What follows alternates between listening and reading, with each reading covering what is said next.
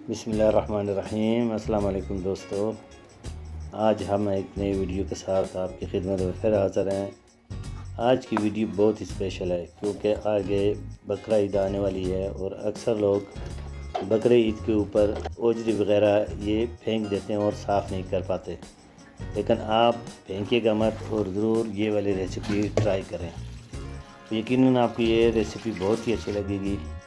Video को last तक ज़रूर देखें ताकि आप रेसिपी की कोई भी ट्रिक आप मिस ना कर सकें। तो दोस्तों, ये हम ईद स्पेशल आपके लिए लेके आए हैं ओजरी की रेसिपी। इसे कैसे साफ़ करना है और कैसे बनाना है, तो यकीनन इंशाल्लाह आपको अच्छी लगेगी। अगर ये आपको अच्छी लगे तो प्लीज़ हमारे चैनल को सब्सक्राइब करना ना भूलिएगा, लाइक कीजिएगा, सब्सक्राइब कीजिएगा और दोस्तों के साथ शेयर भी कीजिएगा। तो आएँ आप शुरू करते हैं अपनी वीडियो। सबसे पहले हमने ली है ओजरी, जो पहले से हमने धो के रखी हुई है और मामूली सा उस पर कुछ रह गया जो हम ऐसा आपको साफ़ करके बताएंगे।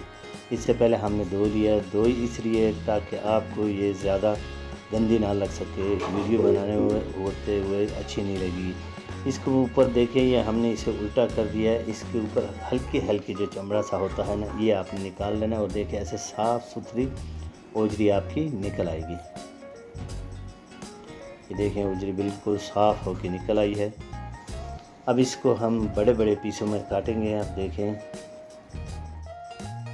ये हमने बड़े बड़े पीस काट लिए, उसके बाद हम इसे छोटे छोटे पीसों में काटेंगे। ये देखें बड़े बड़े पीस काट लिए और आपने भी ऐसे ही काटना है। ओजरी जो बहुत ही ग़िज़ायत भरी होती है और वो लोग जिन्हें मैदे की बीमारी है वो तो ज़रूर खाएं, ये मैदे के लिए भी बहुत अच्छी होती है। तो ये देखें, हम इसके अब बड़े पीस काटने के बाद अब इसके छोटे छोटे पीस काटेंगे। इसके आपने छोटे छोटे पीस कर देने हैं।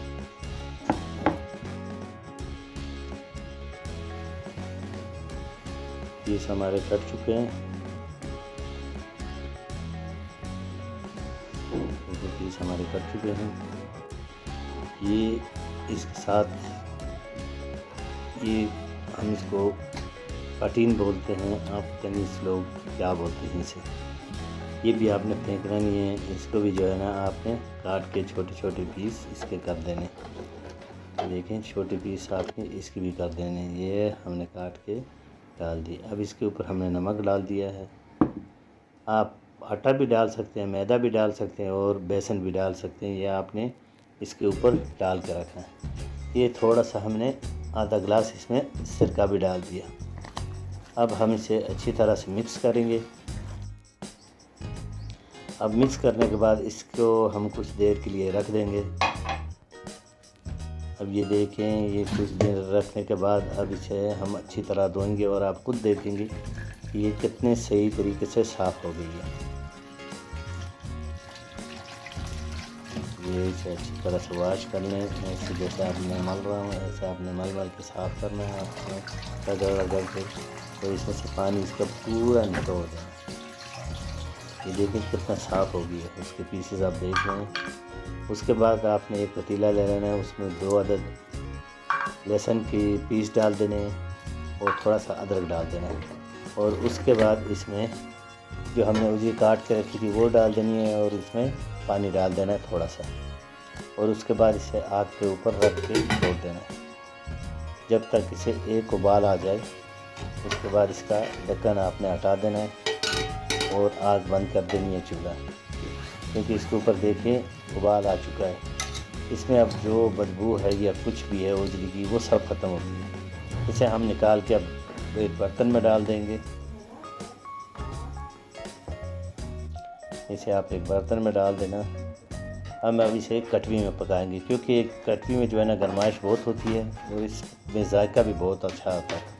आपने ज़्यादा रेसिपी में इसमें ज़्यादा ना मसाले डालने हैं, ना कुछ डालना है, ना कुछ करना है। आपने सब चीज़ें एक साथ डाल के ना इसके ऊपर ढक्कन रख देना है, बस पकाना है।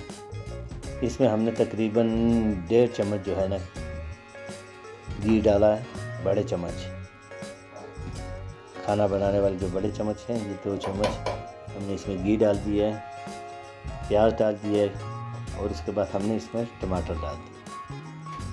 टमाटर और प्याज डालने के बाद इसमें लहसुन और अदरक का पेस्ट डाल दिया और उसके बाद थोड़ी सी हल्दी 2 चम्मच